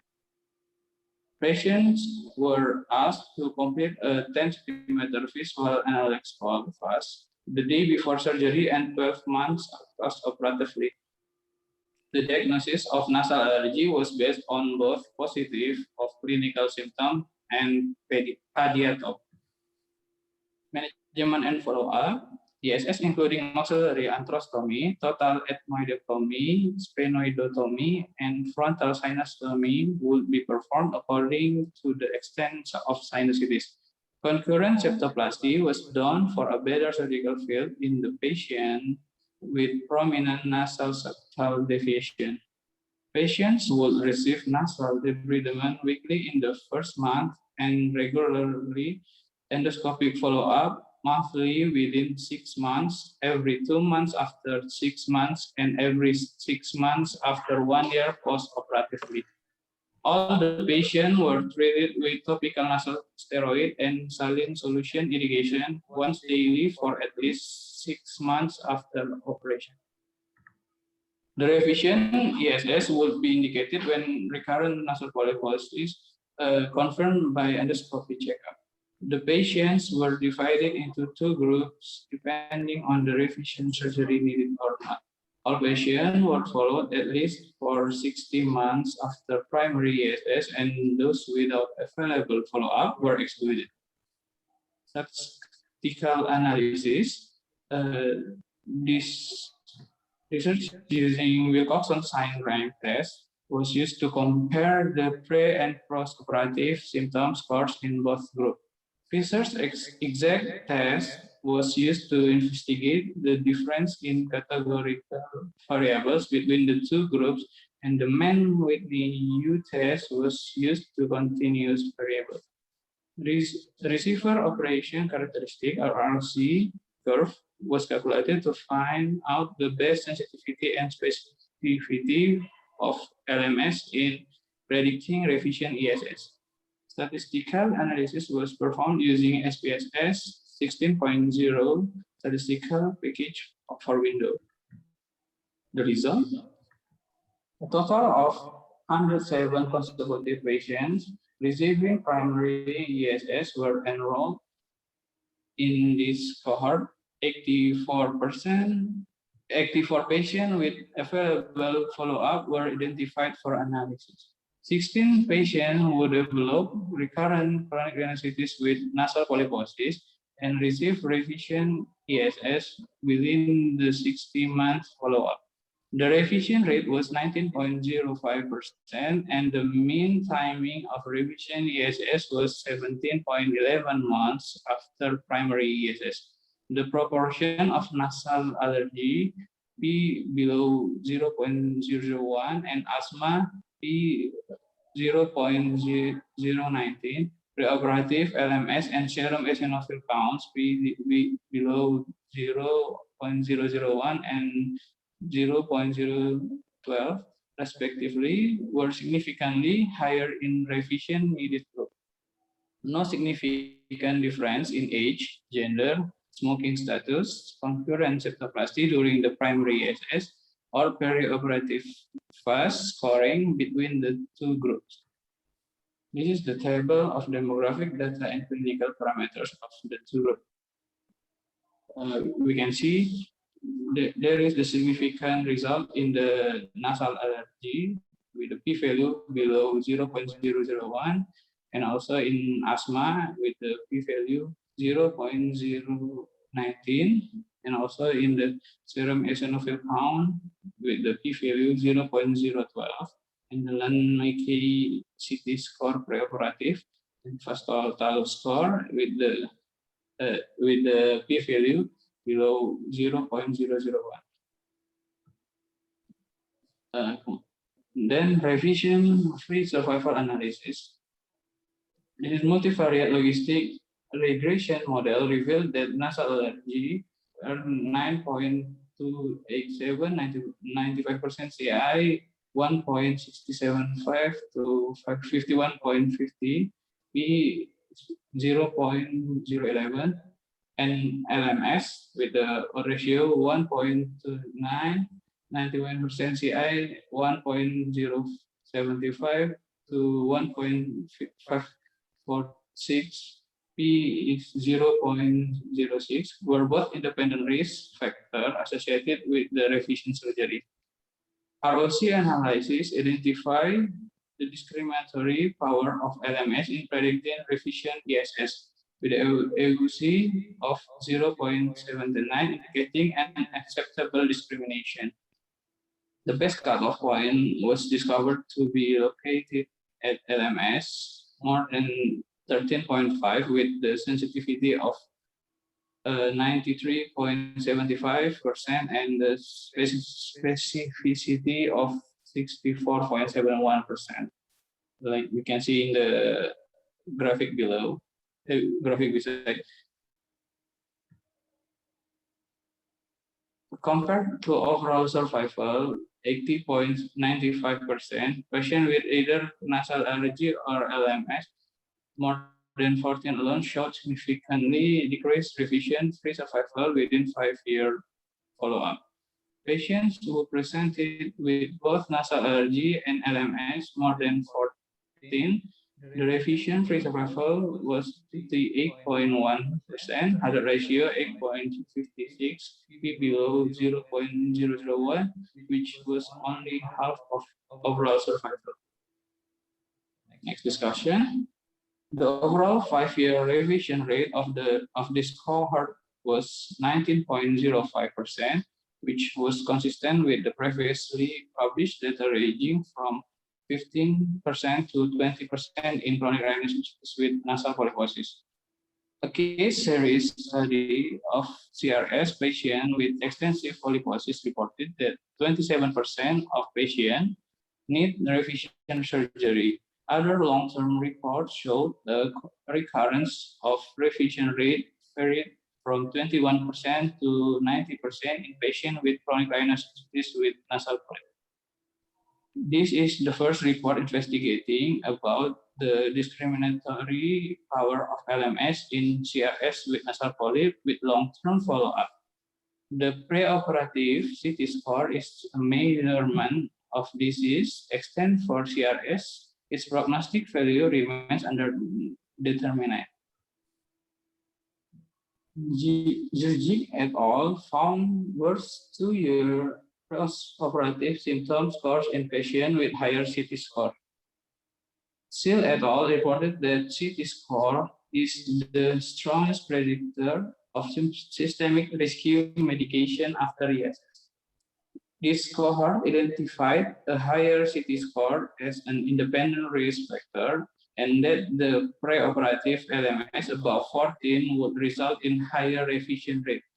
Patients of chronic rhinitis with nasal polyposis with LMS above 14 usually presented with more disease genesis or frontal or sphenoid sinusitis involvement, which represent a more complicated situation or require more meticulous surgical techniques.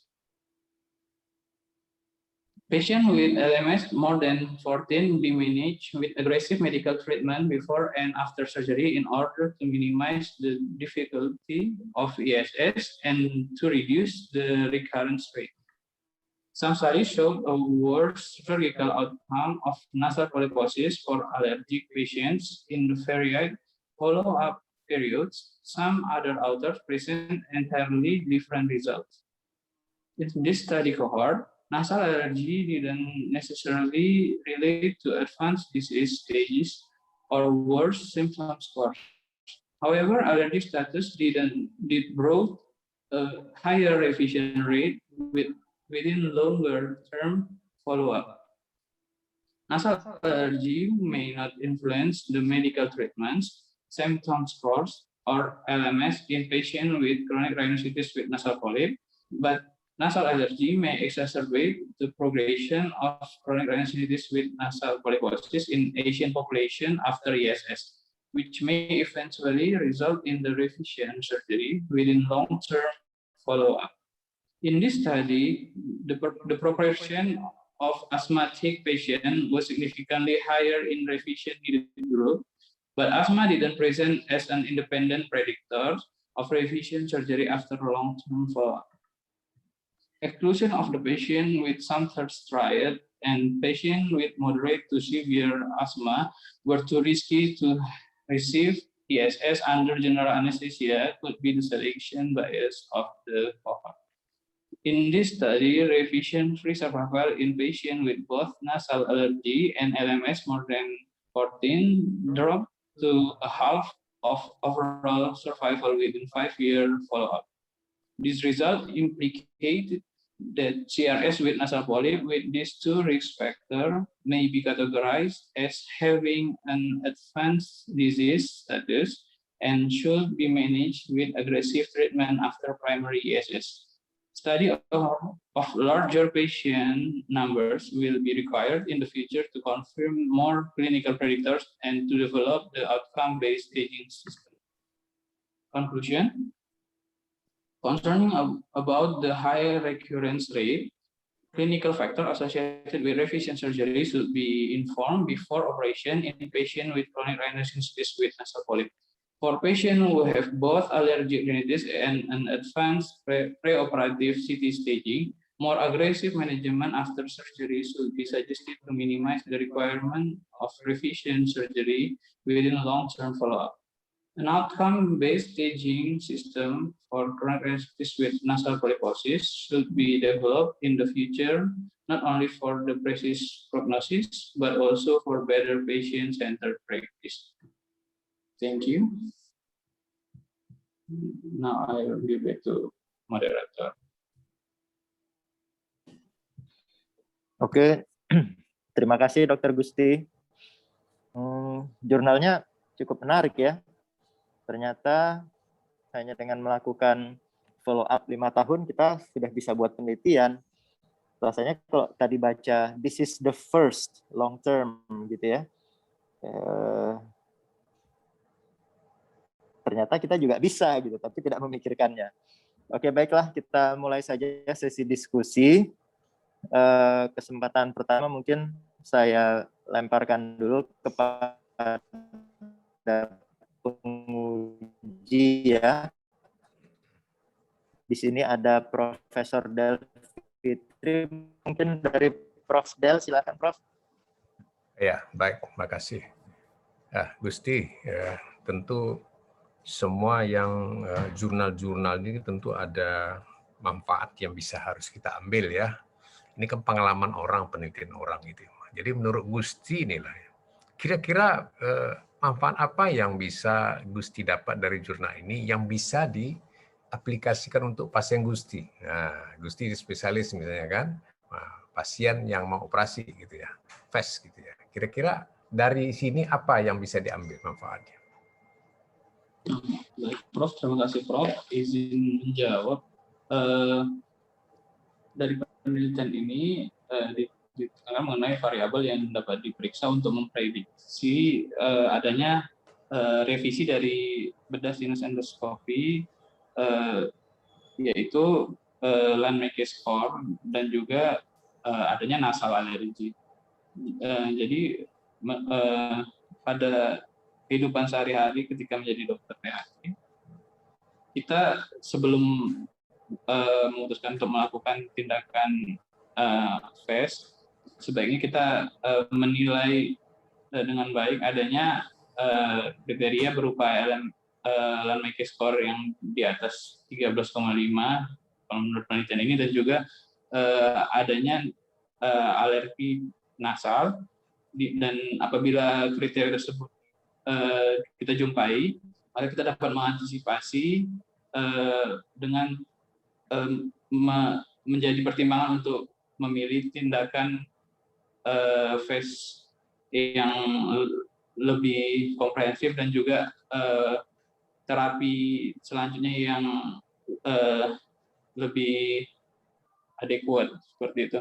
Dan juga kita dapat mengedukasi kepada pasien bila terdapat kriteria yang saya sebutkan tadi, kita dapat menginfokan bahwa kemungkinan untuk terjadinya keluhan kembali dan juga kemungkinan untuk dilakukannya revisi tindakan FAST akan lebih besar, sehingga pasien sudah mengerti kondisinya dan lebih menjaga kondisinya seperti itu, Prof.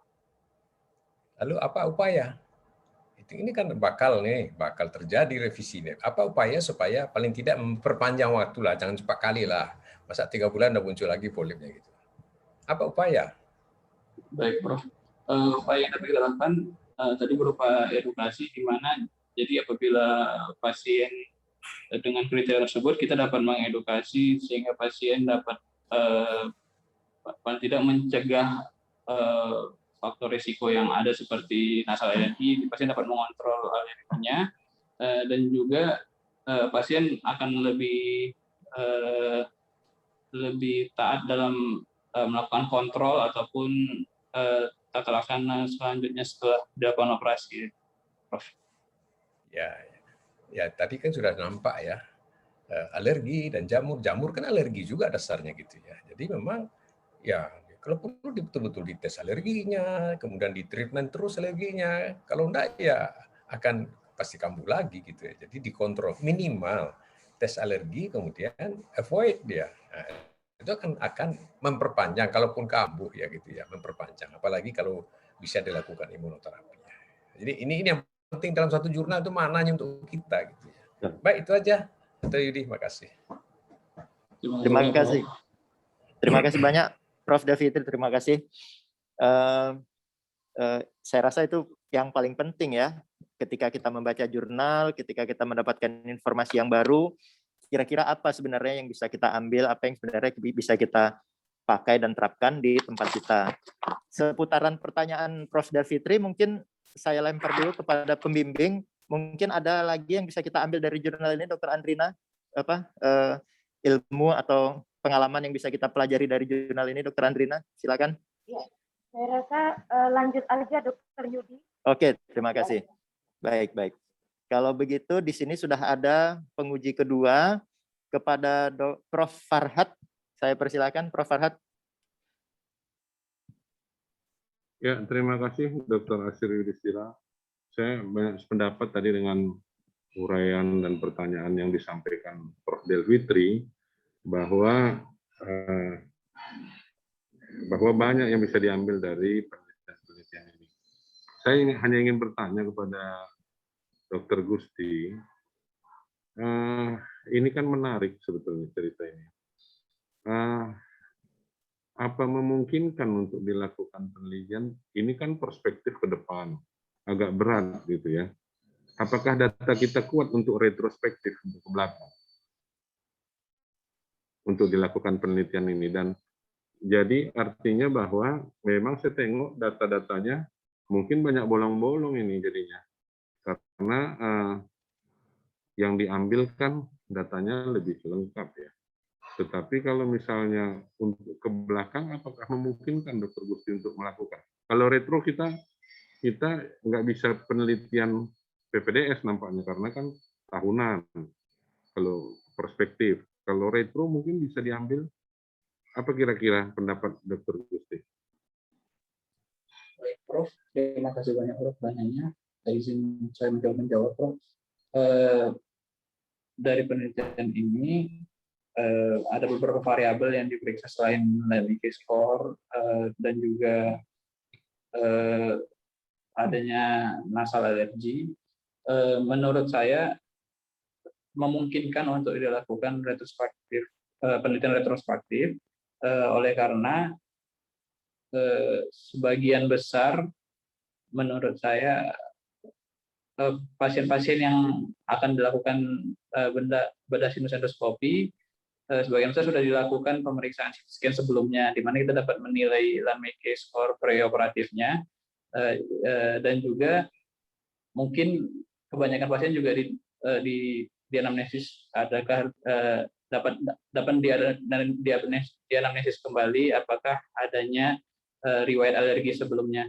Jadi menurut saya data yang diambil cukup tersedia sehingga dapat dilakukan pemeriksaan atau penelitian retrospektif. Ya, tapi beberapa saya rasa nggak dapat ya. Misalnya fase-nya gitu kan, artinya kan nggak tercatat ini. Apakah tercatat? Makanya sebetulnya dengan data ini mungkin kita mesti lebih membaguskan lagi rekam medik kita supaya data-data itu lebih komprehensif bila mana dilakukan untuk dilakukan suatu penelitian. Saya pikir itu aja pertanyaan saya, Dr. Tasri. Ya, terima kasih, Prof. Farhad. Ya itu ide yang bagus ya, Dr. Gusti. Artinya dengan ide seperti ini mungkin kita bisa juga melakukan penelitian yang mirip seperti ini di tempat kita, apakah tadi retrospektif atau mau prospektif. Mungkin ya yang harus dilihat kelengkapan rekam medik kita. Betul, Prof. Farhad udah tepat sasaran ini, melemparkan ide untuk kita melakukan penelitian di tempat kita. Dari dua penguji, apakah kira-kira ada tambahan dari pembimbing atau? Terima kasih, Dr. Yudi. Ya, Dr. Andrina, silakan.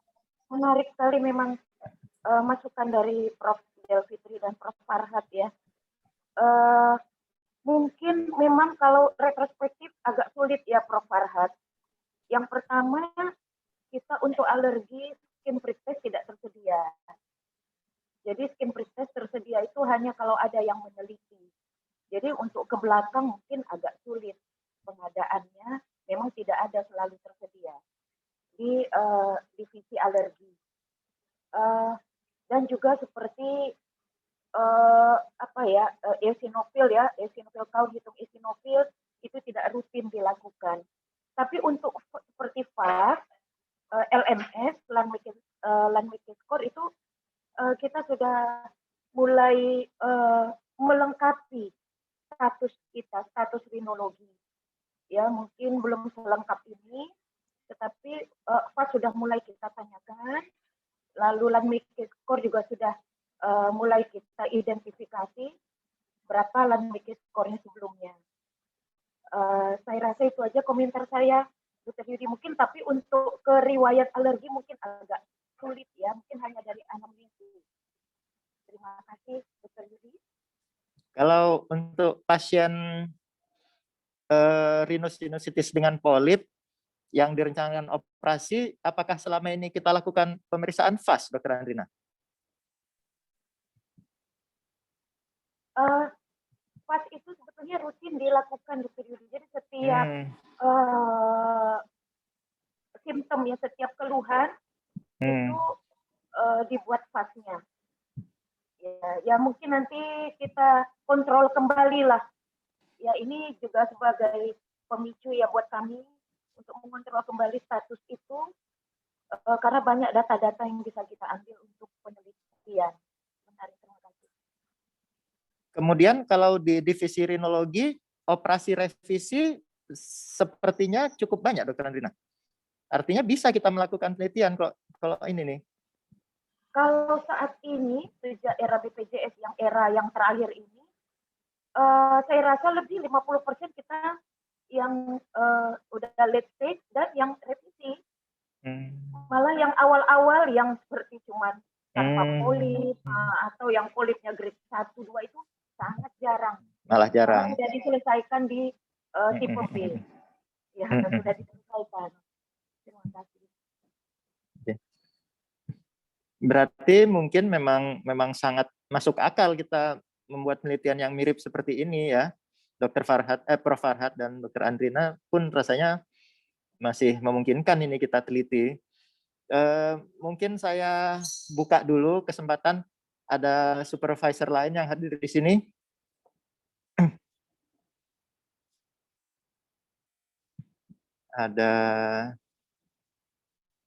Tadi ada Dr. Ferry. Oh, Dr. Ferry sudah keluar. Ada Dr. Siti. Dr. Siti Nursyah, Dok. Away mungkin ya. Atau juga koas, kalau ada yang mau komentar tentang jurnal ini. Agak sedikit di luar jurnal juga boleh, di divisi rinologi, rhinosinusitis misalnya, dari koas. Ya, silakan.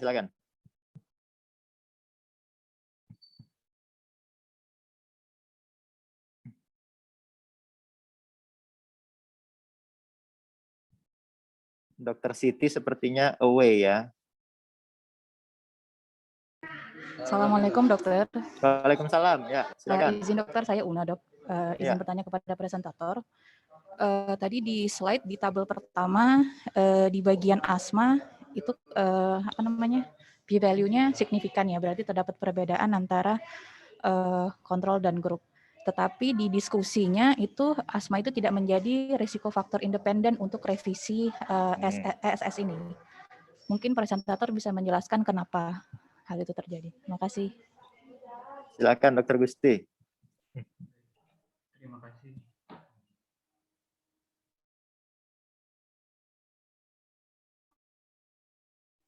Baik, terima kasih dokter. Terima kasih Dr. Una. Sebenarnya saya mencoba menjawab. Pada tabel tadi memang dikatakan bahwa terdapat hasil yang signifikan terhadap asma sebagai prediktor untuk revisi bedah sinus endoskopi. Namun pada diskusi dikatakan bukan merupakan faktor independen untuk menilai faktor yang independen yang dapat digunakan sebagai prediktor untuk dilakukannya revisi bedah sinus endoskopi. Dilakukan analisis berupa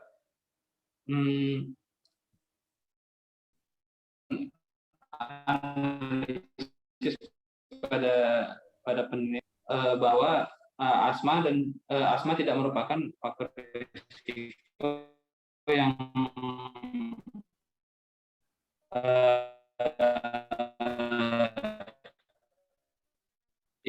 revisi dilakukan untuk pemeriksaan multivariat logistic regression bahwa asma dengan nilai yang tidak signifikan untuk menjadi faktor independen dari revisi bedah sinus endoskopi. Di slide tadi ada Dr. Gusti ditampilkan yang mengatakan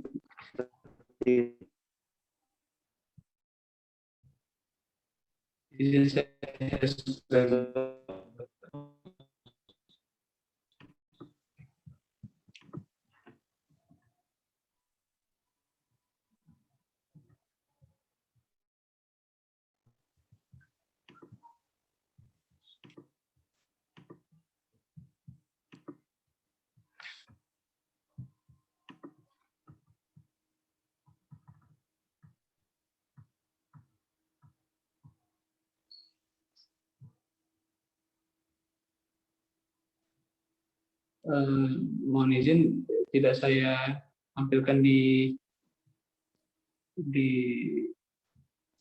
slide saya.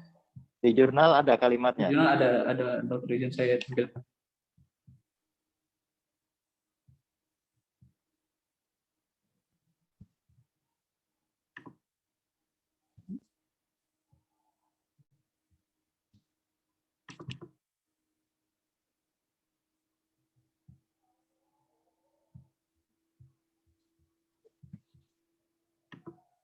Jangan-jangan Dokter Una nggak dapat nih jurnalnya, Dokter Gusti. Kok sampai nanya nih Dokter Una nih?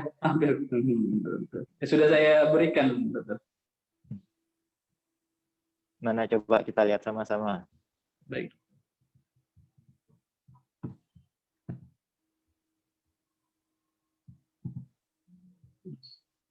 Bisa saya screen, Dokter.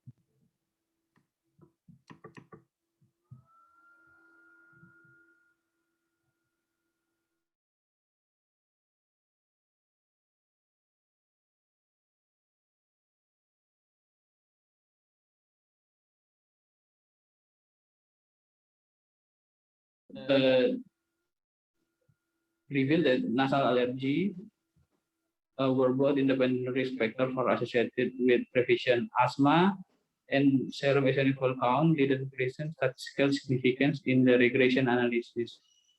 Jadi dilakukan pemeriksaan multivariat logistic regression model oleh peneliti dan didapatkan hasil bahwa asma tidak signifikan sebagai faktor risiko independen untuk prediktor revisi bedah sinus endoskopi. Aduh. Ya, silakan Dokter Andrina. Coba diskusi yang kolom kedua paling bawah. Itu juga ada penjelasan. Enggak, ya tadi yang tadi. Ya. Ya, yang asma di atas halaman 3. Ya, itu tadi. Yang paling bawah, ya. Jadi sebenarnya asma yang ikut pada penelitian ini tidak menggambarkan seluruh asma. Coba dibuka aja, Gusti. Baik, Dokter. Di halaman 3.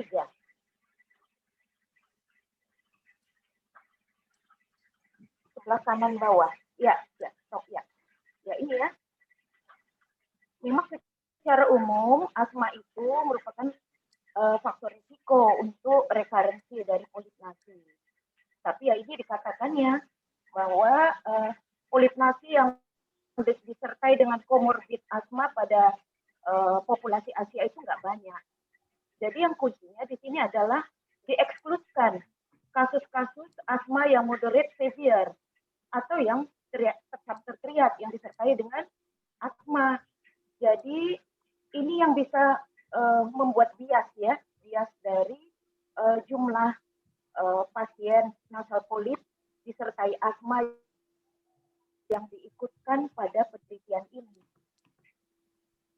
Saya rasa itu juga yang menyebabkan pada uji dengan multiregresi ini tidak signifikan ya, dengan multivariate logistic regression ini, khusus yang asma dia tidak signifikan dengan P 0,418. Saya rasa itu tidak seluruh pasien asma diikut sertakan karena ada sebagian yang diekskludkan di penelitian ini. Terima kasih ya, Dr. Yudi. Ya, terima kasih Dr. Andrina. Mungkin begitu ya Dr. Una ya. Tapi dari Dr. Una lah, silahkan. Kalau Dr. Una ada komentar, silahkan. Izin dok, saat ini tidak ada dok. Terima kasih. Udah ya, oke. Ya, mungkin itu tadi penjelasannya Dr. Una. Dari koasisten atau dari teman-teman PPDS yang lain? Selamat pagi dokter. Ya, silakan. Saya Sweet, dokter mau bertanya kepada presentator. Tadi di bagian study design ada dijelaskan mengenai menegakkan diagnosa dari nasal alergi dengan menggunakan penilaian klinis dan juga FATOP. Terima kasih dokter. Oke, bagus. Terima kasih Dokter Sweet. Silakan Dokter Gusti.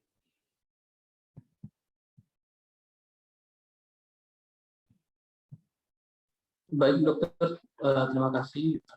Pertanyaannya Dokter Sweet, saya coba menjawab.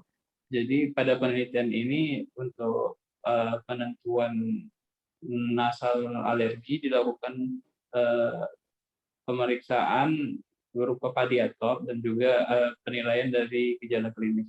Saya akan menjelaskan mengenai padiatop. Jadi padiatop itu adalah pemeriksaan yang menggunakan sistem enzim immunoassay di mana sampel diambil dari serum darah. Jadi ini merupakan pemeriksaan alergi screening. Namun alergi screening yang sensitif pada alergen berupa inhalan seperti alergen rumputan, kemudian alergen pepohonan, kemudian ada mold, ada tungau, kemudian alergi terhadap bulu anjing, bulu kucing. Jadi pemeriksaan ini dilakukan untuk menilai apakah si pasien sensitif terhadap alergen inhalan yang saya sebutkan tadi. Seperti itu dokter. Pemeriksaannya tadi berupa apa Dokter Gusti? Apakah pemeriksaan enzim immunoassay dokter menggunakan immuno-CAP, jadi itu diambil sampelnya diambil dari serum darah, plasma darah. Serum darah, oke. Oke. Bagaimana Dokter Sweet? Sudah cukup jelas dokter, terima kasih dok. Oke ya. Seputar alergi ini penting juga untuk adik-adik koasisten ya. Banyak itu nanti, jangankan pasien, keluarga kita sendiri nanti ada tuh yang mengadu bahwa kalau lagi bersih-bersih, kena debu, selalu bersin-bersin. Bagaimana kalian sebagai dokter, sebentar lagi kan dokter, bagaimana kalian sebagai dokter memvonis ini alergi atau bukan gitu. Udah bisa belum? Ada yang mau tanya nggak nih Koas?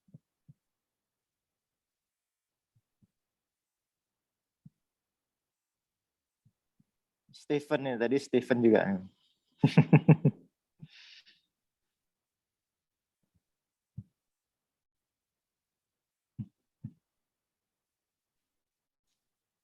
Dokter Siti, Dokter Siti tadi sudah keluar. Oke.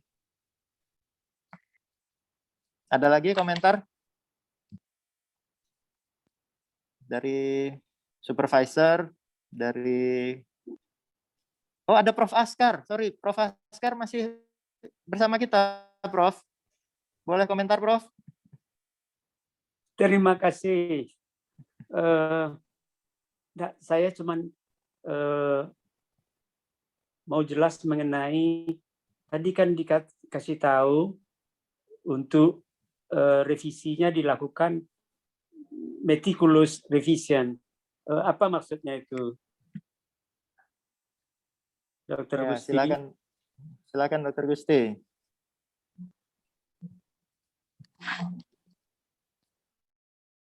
Baik, Prof. Saya coba menjawab, Prof. Jadi, mohon pertanyaannya meticulous revision, Prof. Iya, Ya. Dr. Gusti. Kalimatnya seperti itu.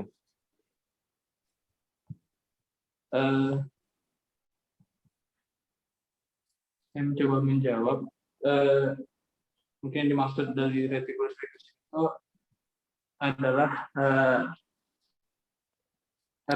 yang dilakukan apabila ditemukan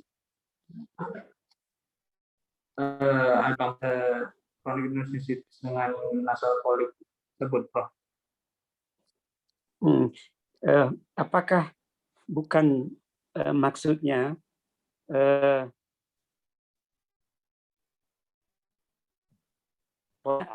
polip, ya, polipnya diambil lebih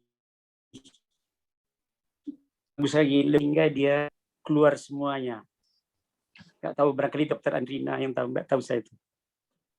Terima kasih, Prof. Ya, kalimatnya memang terlalu luas ya, mengambang ya, kata-kata meticulous ini. Iya. Mungkin Dokter Adam ya. Tolong. Iya. Maaf, berapa ya, Dokter?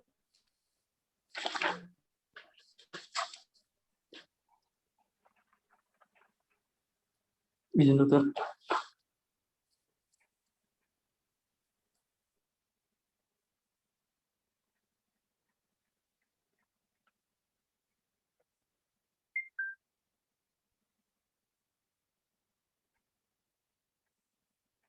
Mungkin di halaman 3 itu juga. Ya, Prof.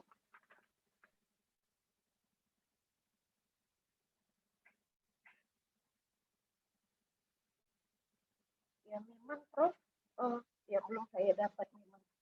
Kalau secara letter-letternya artinya memang ya secara akurat ya, Prof, secara teliti. Mungkin ya memang kalau pada kasus-kasus yang dengan LMS yang tinggi, Prof, artinya kan sinus yang terlibat cukup banyak. Ya, inflamasi yang mengenai sinus itu cukup luas. Jadi kesulitan kita memang apalagi disertai dengan nasal polyp yang dilatar belakangi oleh alergi itu sangat sulit memang melakukannya dengan sebersih mungkin ya, Prof. Jadi salah satu yang mungkin sebagai faktor risikonya ya ketidakbersihan operasi sebelumnya. Jadi mungkin maksudnya itu, Prof. Jadi mungkin lebih agresif ya untuk revisi operasi yang kita lakukan setelah terjadi relapse atau rekarensi. Saya rasa mungkin itu artinya. Terima kasih. Mungkin ada Prof Del, mungkin ada suhunya ini, Prof. saya juga nggak tahu ya, kebetulan nggak baca juga itunya sampai banyak istilah dipakai nggak tahu juga, Prof. Maaf ya. Ini istilah lokal kali ya, nggak tahu juga karena di buku-buku apa nggak ada istilah itu, Prof. Oke, makasih.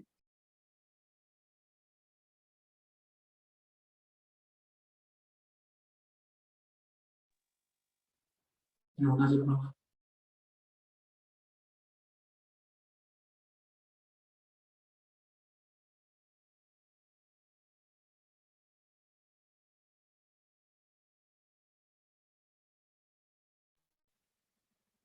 Dokter Yudi masih mute kayaknya, Dokter Yudi. Oh ya, terima kasih Dokter Andrina. Maaf. Terima kasih banyak Prof. Del dan Dr. Andrina tadi atas pertanyaan Prof. Askar. Diskusi kita sebenarnya cukup menarik. Banyak ilmu-ilmu, banyak masukan-masukan yang bisa kita terap langsung di kita. Bahkan mungkin tadi Prof. Farhad menyinggung tentang mengadakan penelitian itu ya yang asisten belum ada komentar dan pada jam 11. Jadi saya rasa pertemuan sesi kedua ini kita tutup. Atau ada lagi yang ingin komentar? Rasanya sudah ya, Prof ya. Izin ya Prof, Dr. Andrina. Dengan ini sesi kedua saya tutup. Terima kasih kepada Dr. Gusti, kepada penguji, kepada pembimbing, kepada para supervisor yang sudah hadir, Prof. Askar. Saya tutup pertemuan ini. Assalamualaikum warahmatullahi wabarakatuh. Waalaikumsalam warahmatullahi wabarakatuh. Terima kasih banyak, Prof. Waalaikumsalam warahmatullahi wabarakatuh. Izin live ya. Izin live juga. Sama-sama. Terima kasih. Ya, sama-sama.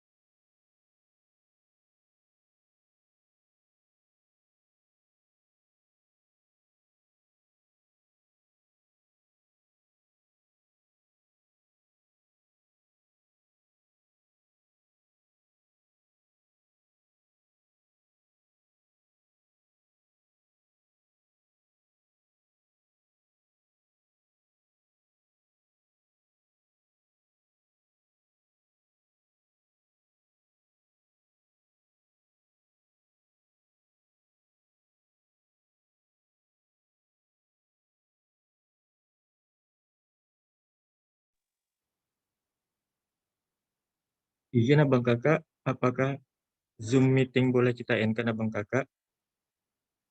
Terima kasih Abang Kakak.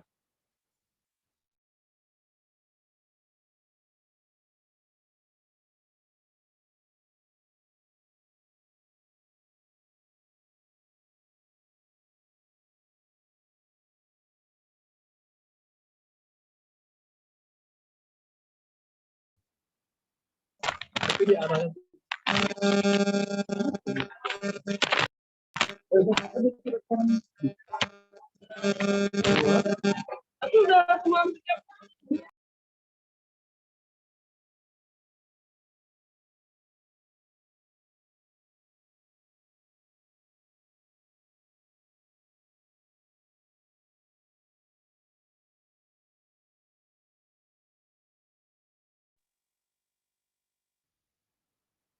Baik Abang Kakak, terima kasih kepada Abang Kakak yang telah mengikuti pertemuan ilmiah ini pada Zoom meeting hari ini. Terima kasih kami ucapkan kepada Abang dan Kakak.